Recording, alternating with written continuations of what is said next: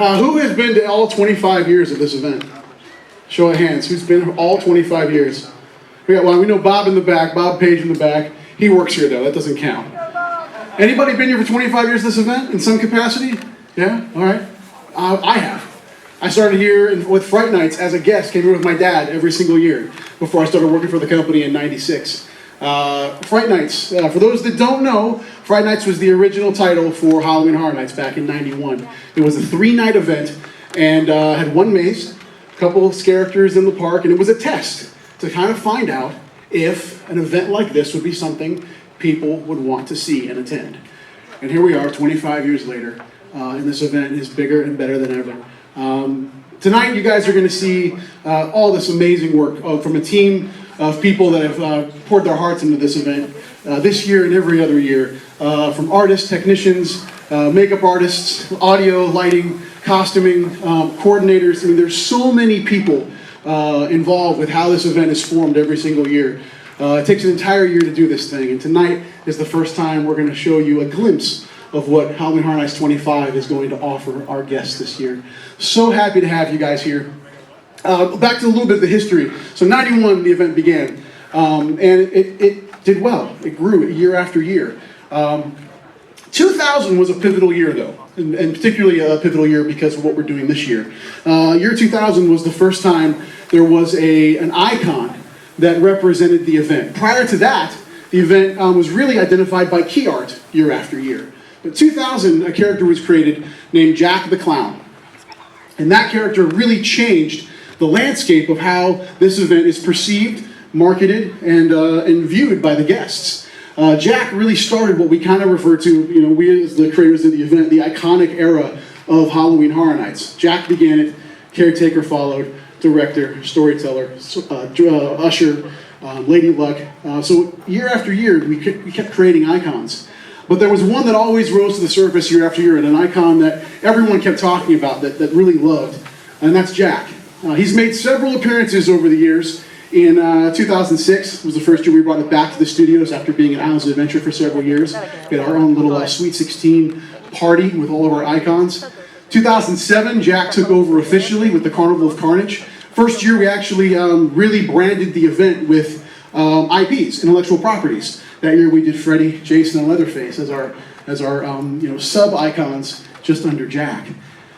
And again, people just kept wanting to see Jack year after year. So for the 25th anniversary, we felt it's only appropriate to bring Jack the Clown back, but bring him back a little badder, a little edgier. And as you've seen in some of the glimpses thus far in the reveal video, and I think the director's cut of the commercial came out. Did that happen? Yes. It did. Okay, yeah. So that's out now. So you're definitely seeing a more grittier version of Jack, if that's even possible. And that's how we're portraying him this year. He is the ringmaster again. He is the herald, the guy that's brought all of this amazing content together. If you look around the room, this is probably the most diverse amount of content we've had in the history of the event. The most mazes we've ever done in the history of the event. 9 total mazes this year. That's huge for us.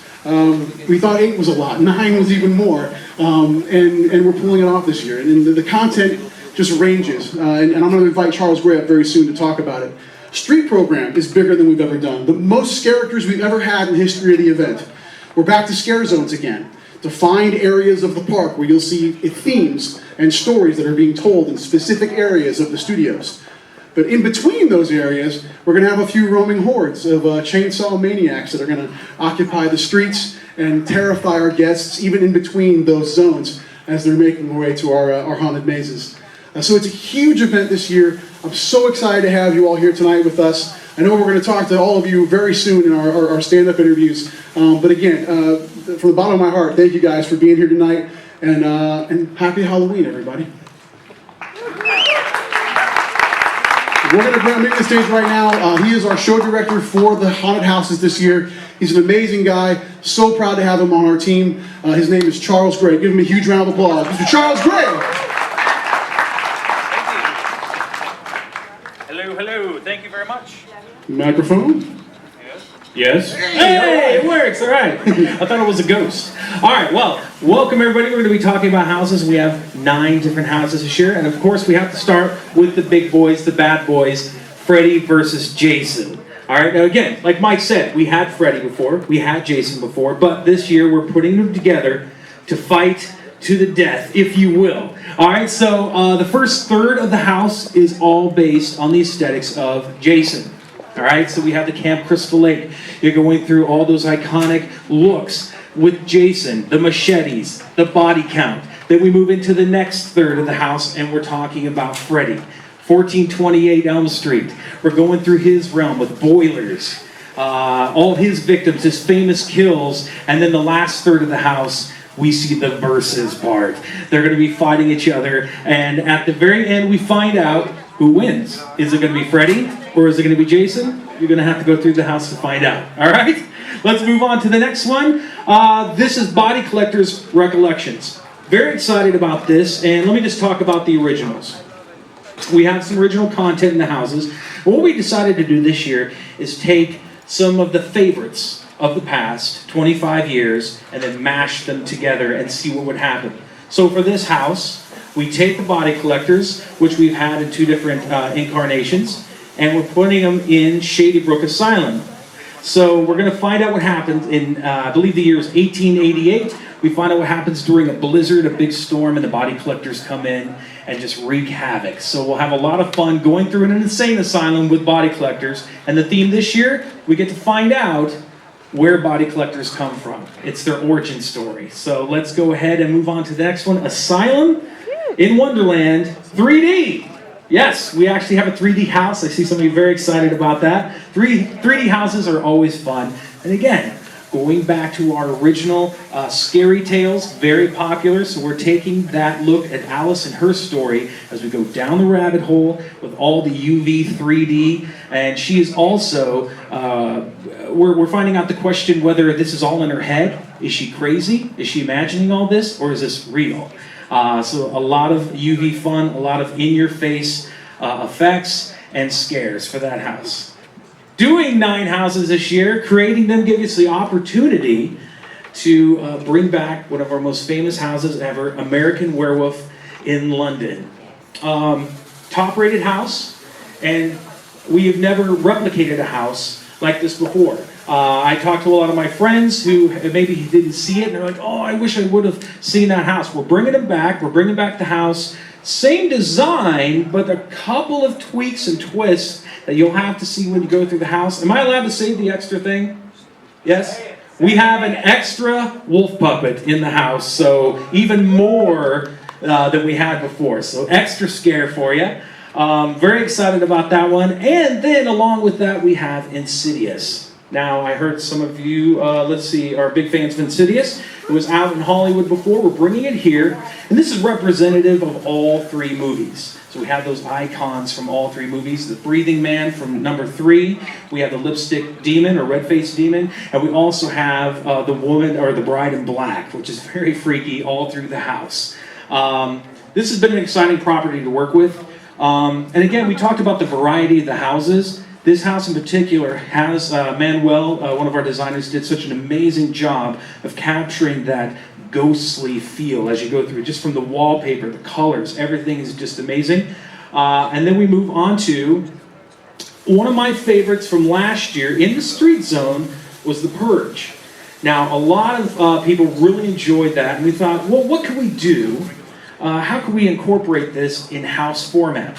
Well, what we did was we took everything that was great and crammed it into one of the tents. It's so full of characters, it's full of scares, it's full of speed metal, it's full of lots of fog, lots of strobes. It is in your face, terrifying as everyone's purging, and you get to be one of the victims. All right, so we'll move on to Run, Blood, Sweat, and Fears. Again, it's one of our original ideas, taking 2 popular houses from the past, mashing them together. So we have Run, 2 incarnations in the past of that, and we're putting it in Hellgate Prison.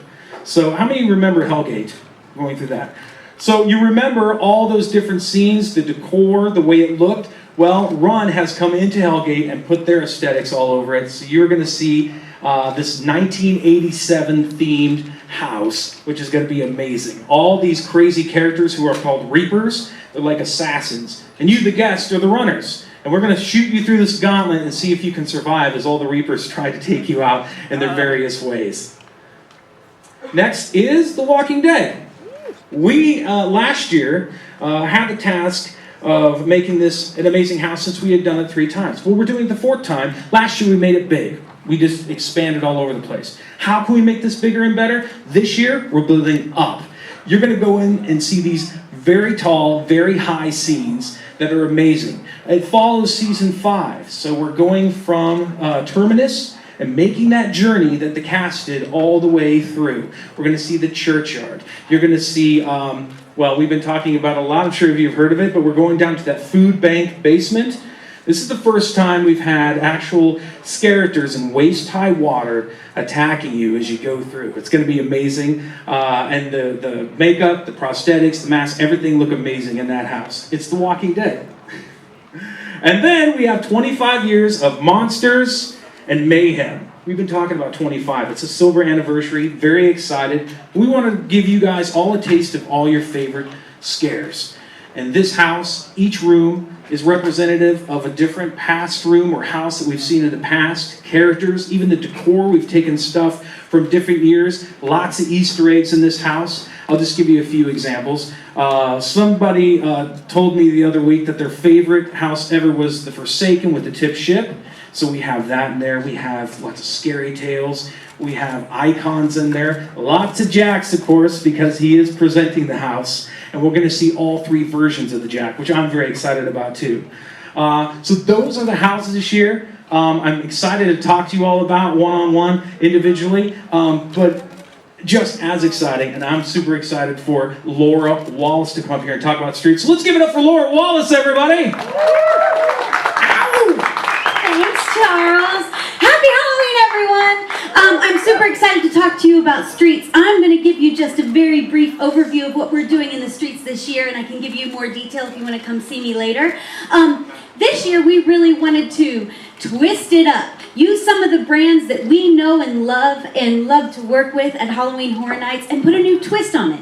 Do something different. So the first brand that we're going to see is Scary Tales. Again, a brand that we know and love and we've done many different ways. We're putting that steampunk flair on top of it and we're calling it Scream Punk. So you'll see some of your favorite Scary Tale creatures out there.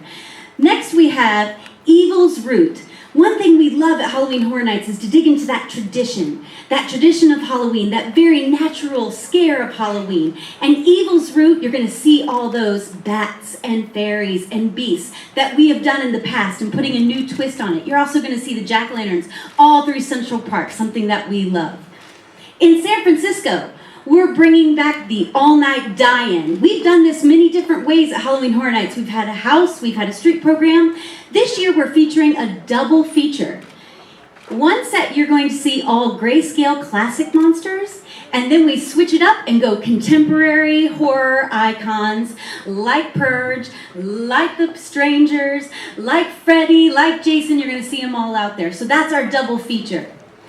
Next, we're featuring icons. The icons are in Hollywood and they are back and better than ever. They're actually going to show you how they became a Halloween Horror Night icon by showing you how they kill. We have the director, the caretaker, the usher, the storyteller, all kind of giving you the insides of why they became the icons of Halloween Horror Nights.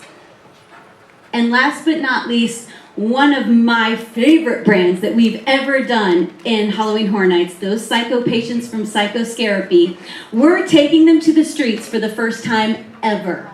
This street is going to be bloodier than anything we've ever seen before. Those Psycho patients have embarked and been unleashed into a very traditional Halloween party, and they cause mayhem. So those are the streets. I can talk to you more about them later. I'm going to bring Mike Aiello back up here one more time, or Jimmy, back up here one more time. Give it up for Jimmy. Thank you, guys. Sorry to disappoint you guys. So just a bit of housekeeping. As I said, I'm the boring guy. You can stop recording now. You'll edit this out anyway later. We're going to have our spokespeople available, stationed around the venue space here. So